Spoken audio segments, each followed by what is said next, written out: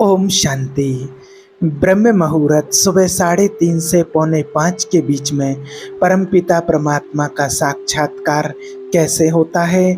देवी शक्तियाँ, देवी देवताएं किन किन रूपों में दर्शन देते हैं। देखिए, कहते ब्रह्म मुहूर्त के टाइम पर नदी, तालाब और महल में किया गया मंत्र जाप ध्यान, उसका फल आपको 10 गुना मिलता है।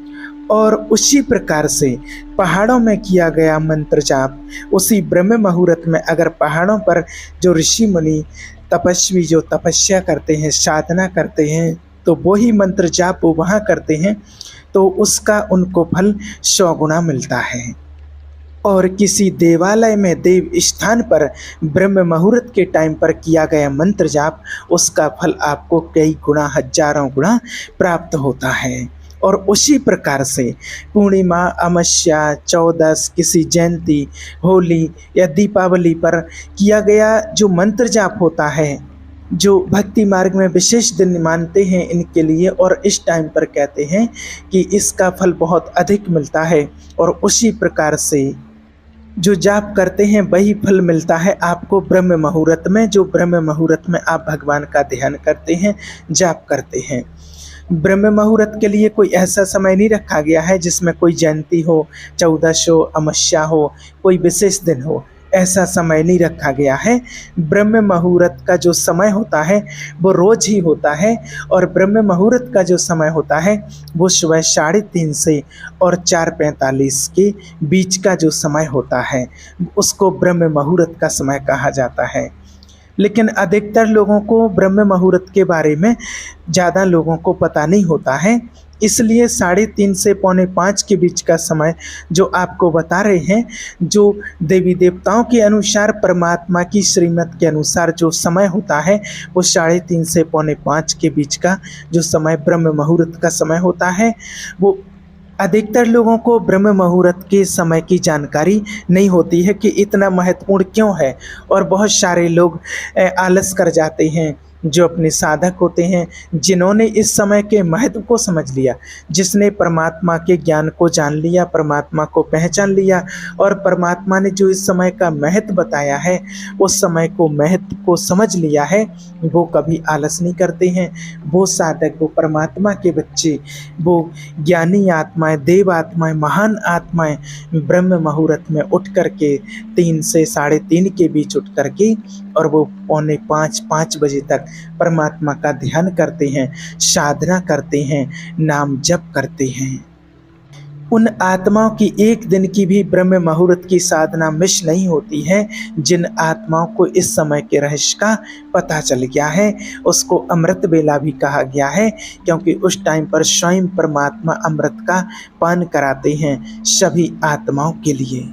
और दुनिया में अधिकतर लोगों को ब्रह्म मुहूर्त के समय की जानकारी नहीं है कि इतना महत्वपूर्ण क्यों है, तो वो लोग आलस कर जाते हैं। ब्रह्म मुहूर्त में उठने से, पूजा पाठ करने से भी आलस कर जाते हैं। लेकिन आपको बताएं कि ब्रह्म मुहूर्त में जितने साधक होते हैं, जो साधना करते हैं, ऋषि मुनि तपस्वी, परमात्मा के बच्चे, कोई भी हो जिन्होंने भगवान को पहचान लिया है, उन सभी आत्माओं को जिन्होंने परमात्मा को पहचान लिया है, जिनको परमात्मा में और परमात्मा के ज्ञान में निश्चय है, उन आत्माओं को परमात्मा का साक्षात्कार ब्रह्म मुहूर्त में ही होता है। और जिनको भी साक्षात्कार हुए हैं, तो अधिकतर परमात्मा के साक्षात्कार ब्रह्म मुहूर्त में ही हुए हैं। ब्रह्म मुहूर्त में जो साधक साधना करने के लिए बैठते हैं, तो उनको बहुत अच्छे अच्छे साक्षात्कार होते हैं, जिनका वर्णन नहीं किया जा सकता है। जो भक्त आत्माएं होती हैं, जो ब्रह्म मुहूर्त के टाइम पर भक्ति करती हैं, पाठ पूजा करती हैं, उनको भी देवी देवताओं के जो दर्शन होते हैं, साक्षात्कार होते हैं, तो ब्रह्म मुहूर्त के टाइम पर ही होते हैं।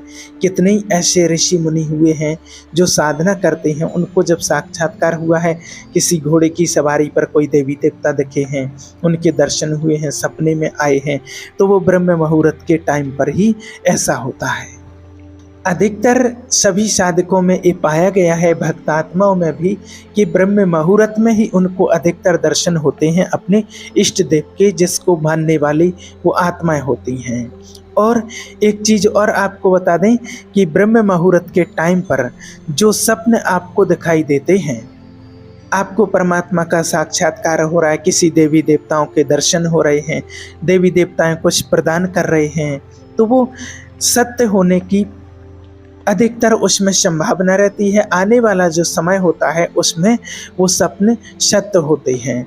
तो इसको कभी भी आपको ऐसे नहीं लेना है कि एक सपने मात्र है, नहीं, ये सपने मात्र नहीं है, लेकिन आपको जो प्राप्ति भविष्य में होने वाली है या कोई घटना घटने वाली है भविष्य में, वो आपको इशारा दे रही है, वो आपको दिखाई दे रही है।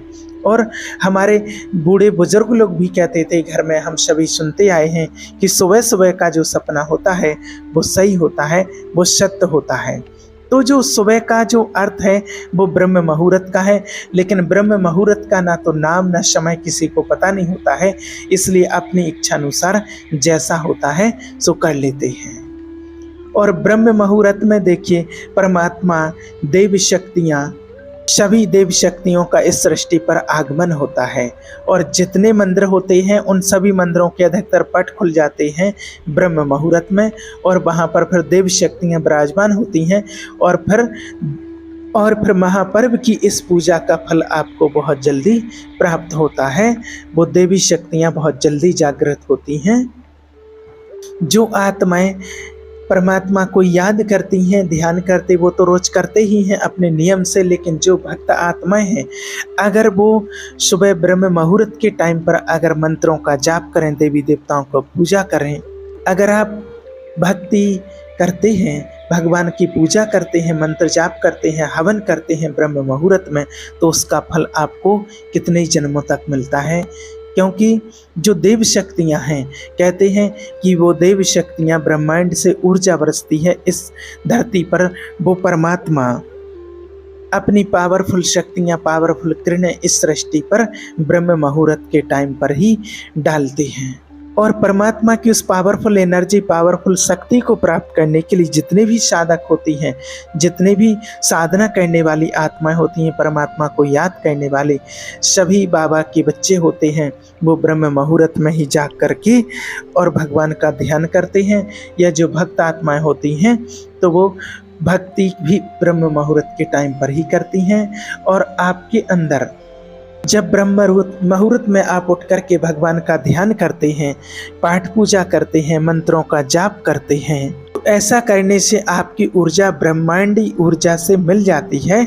और जो परमात्मा है, देवी देवताएं हैं, उन तक आपकी बात पहुंचती है, क्योंकि आप उस टाइम पर एकदम फ्रेश माइंड रहते हैं, आपको कोई टेंशन नहीं रहती है। और उस टाइम पर आप बहुत जल्दी परमात्मा से कनेक्ट हो जाते हैं, परमात्मा से जुड़ जाते हैं।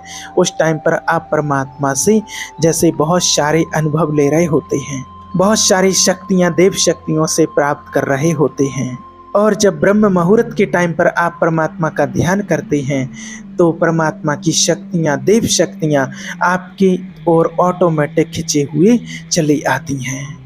और ब्रह्म मुहूर्त में साधना करने से बहुत जल्दी आपकी साधना, आपके वाइब्रेशन फुल पावरफुल, वो वाइब्रेशन परमात्मा तक, देव शक्तियों तक पहुंचती है।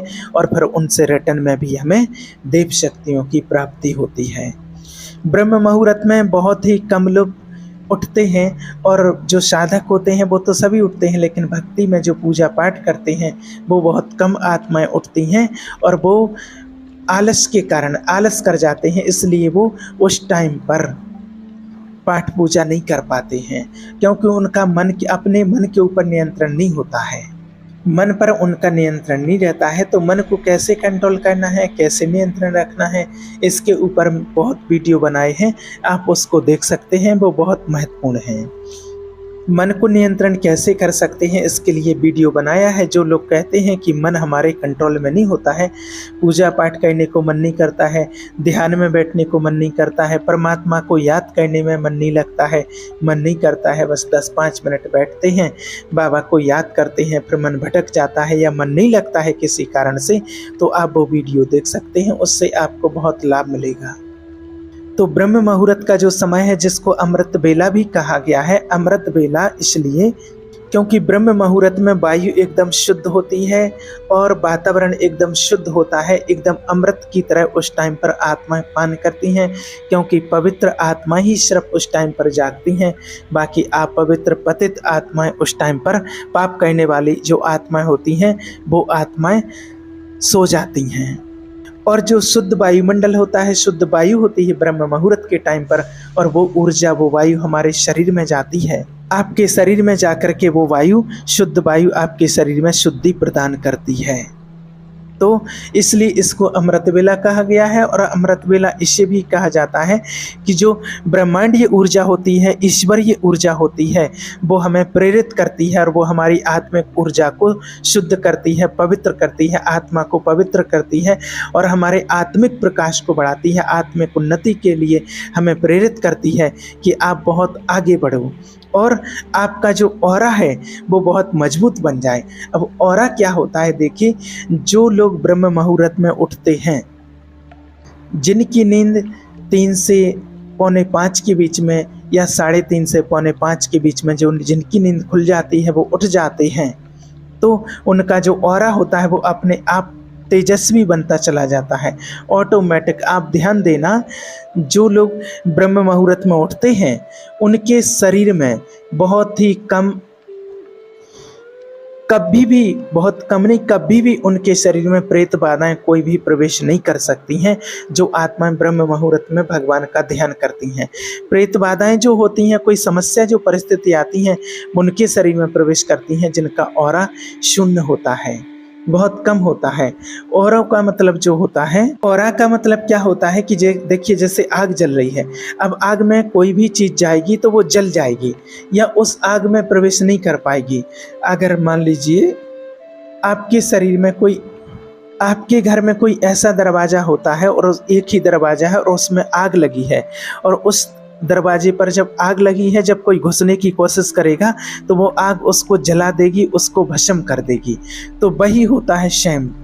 जब हमारा ऑरे को अपने मंत्र जाप के द्वारा बढ़ा लेते हैं, उस ऑरे को बढ़ा लेते हैं, ब्रह्म मुहूर्त में पूजा करके, पाठ करके, भगवान का ध्यान करके उसको बढ़ा लेते हैं, तो कोई भी नकारात्मक शक्ति अगर आपके तन में प्रवेश करने की सोचेगी तो भी नहीं कर पाती है। कोई भी नेगेटिव ऊर्जा आपके शरीर में प्रवेश करने की कोशिश करती है, लेकिन वही ऑरा उसको आने नहीं देता है, और वही ऑरे की एक उनको गर्माहट लगती है, जो भगवान के ध्यान से प्राप्त होता है, उसकी हीट लगती है, गर्माहट लगती है, जिससे कोई भी शक्ति अंदर प्रवेश नहीं कर पाती है। जो परमात्मा को याद करते हैं, ब्रह्म मुहूर्त में ध्यान करते हैं, तो उनके लिए कोई भी, जिसका जितना ऑरा मजबूत होता है, वो उतने ही नेगेटिव शक्तियों से, बुरे विचारों से, आसुरी शक्तियों से, प्रेत शक्तियों से उतना ही वो सेफ रहते हैं। और वो आत्मा हमेशा इन सभी चीज़, नेगेटिविटी से वो आत्माएं सुरक्षित रहती हैं। बाकी जो लोग गलत कार्य करते हैं, अपने शरीर की ऊर्जा को नष्ट करते हैं, जो लोग पूजा पाठ नहीं करते हैं, भगवान में आस्था नहीं रखते हैं, गलत काम करते हैं, अपने शरीर को नष्ट कर रहे हैं, नाश कर रहे हैं, दारू, मांस, मदिरा आदि का सेवन करना, गंदा आचरण करना, किसी के प्रति कुदृष्टि रखना, गंदी दृष्टि रखना, तो उनका ऑरा बिल्कुल खत्म होने लगता है और उनके अंदर नेगेटिव शक्तियाँ बहुत जल्दी प्रवेश कर जाती हैं। जो तामसिक चीज़ों का उपयोग करते हैं, वो समझो कि उनका ऑरा बिल्कुल ख़त्म हो जाता है, बिल्कुल शून्य हो जाता है। और ऐसे लोगों के सामने बहुत सारी परिस्थितियां आती हैं, और कई बार इतनी बड़ी परिस्थितियां आती हैं कि उनको कुछ समझ में ही नहीं आता है। इसलिए जो परमात्मा का ध्यान करते हैं, ब्रह्म मुहूर्त में पाठ पूजा करते हैं, उनका ऑरा धीरे धीरे करके विकसित होना शुरू होता है। फिर उस आत्मा के ऊपर कोई भी नेगेटिविटी, नकारात्मक ऊर्जा प्रभाव नहीं डाल सकती है, क्योंकि वो ऑरा इतना मजबूत हो जाता है। आपने सीरियल में देखा होगा कि जब कोई साधना करते थे, तपस्या करते थे, तो कोई उनको विघ्न डालने के लिए जाते थे, तो जो तपस्या कर रहे हैं उनके चारों तरफ एक ऑरा बन जाता था, इतना शक्तिशाली, पावरफुल ऑरा कि उसको कोई भी शक्ति भेद नहीं पाती थी। एक बार की बात है, देखिए, एक परिवार था, उनके पूरे परिवार में नेगेटिविटी, कोई भी तंत्र मंत्र विद्या से उनको नुकसान पहुंचाने थे, और सभी बहुत परेशान थे, बहुत डिप्रेशन में थे। ये समझो कि बहुत ज़्यादा ही परेशान थे कि ऐसा आखिर क्यों हो रहा है, इतनी परिस्थितियां क्यों आ रही हैं। लेकिन उसी घर में एक उनका बेटा था, वो पूजा पाठ करता था, वो भगवान का थोड़ा ध्यान करते थे। तो बाकी की और जो सभी लोग थे वो तो इन प्रेत बाधाओं से कहो, इन नेगेटिव शक्तियों से जूझ रहे थे, बहुत परेशान हो रहे थे, बहुत मेहनत कर रहे थे और परेशानियां उत्पन्न करना वो शुरू हुई हो जाती हैं। किसी के शरीर में दर्द, पेट में दर्द, बुद्धि, किसी के पैरों में दर्द। लेकिन जो उनका लड़का था जो ब्रह्म मुहूर्त में भगवान का ध्यान पाठ पूजा करता था, वो नेगेटिव जो शक्ति होती है वो उस बच्चे के शरीर में प्रवेश नहीं कर पाई। जब उनको देखा गया, ध्यान के माध्यम से पूछा गया कि जो उनके शरीर में जो है, और जब आप ध्यान करते हैं तो जो ऑरा होता है वो परमात्मा शक्तियों का होता है और धीरे धीरे करके वो और मजबूत होता जाता है और कोई भी नेगेटिविटी, नेगेटिव परिस्थिति, नेगेटिव आत्मा उस ऑरे को टच भी नहीं कर सकती है। इस ऑरे को मजबूत बनाना, शक्तिशाली बनाना, जिससे आपको नकारात्मक शक्तियों का आपके ऊपर प्रभाव नहीं होगा। नहीं तो वो नकारात्मक शक्तियाँ आपके विवेक को, आपकी बुद्धि को हर लेती हैं, आपकी बुद्धि को बांध देती हैं और आपको अपने अनुसार चलाती हैं और इसमें कई लोग बर्बाद हो जाते हैं। कोई अपना जॉब छोड़ देते हैं, कोई अपना काम धंधा छोड़ देते हैं। तो ये सब क्यों होता है? नकारात्मक शक्तियों के कारण ही होता है। ब्रह्म मुहूर्त अमृत वेले का जो समय होता है उसमें आप अगर ज़्यादा ध्यान पाठ पूजा कुछ नहीं कर पा रहे हैं, लेकिन थोड़ा भी उठ करके आप भगवान का थोड़ा सा भी ध्यान करते हैं, परमात्मा को याद करते, मंत्र जाप करते, नाम जप करते हैं या पूजा पाठ करते हैं आप थोड़ा बहुत भी, तो ये समझो कि सिर्फ आपको उठने के कारण ही आपको वो ईश्वर की ऊर्जा, वो ईश्वर की शक्तियाँ आपको प्राप्त होती हैं, जो आपके ऑरे को बहुत जल्दी धीरे धीरे करके विकसित करना शुरू कर देती हैं। और ब्रह्म मुहूर्त में उठने से, परमात्मा को याद करने से, पूजा पाठ करने से आपको कितनी शक्तियाँ और क्या क्या प्राप्त होगा ये आप खुद अनुभव करेंगे। ब्रह्म मुहूर्त में जो आत्माएं ध्यान करती हैं, पाठ पूजा करती हैं, उनका ऑरा इतना मजबूत हो जाता है कि कोई भी शक्ति उनको भेद नहीं सकती है। कोई भी नेगेटिविटी, कोई भी नेगेटिव शक्ति उनके अंदर प्रवेश नहीं कर पाती है और आप भी फिर उस परमात्मा से कनेक्ट हो जाते हैं। इतना शक्तिशाली ऑरा आपको मिल जाता है। और अधिकतर जो परमात्मा के साक्षात्कार हुए हैं या देवी देवताओं के दर्शन हुए हैं, कुछ भी हुआ है किसी को भी, तो वह अधिकतर ब्रह्म मुहूर्त में ही देते हैं। इस बात का आप ध्यान रखना।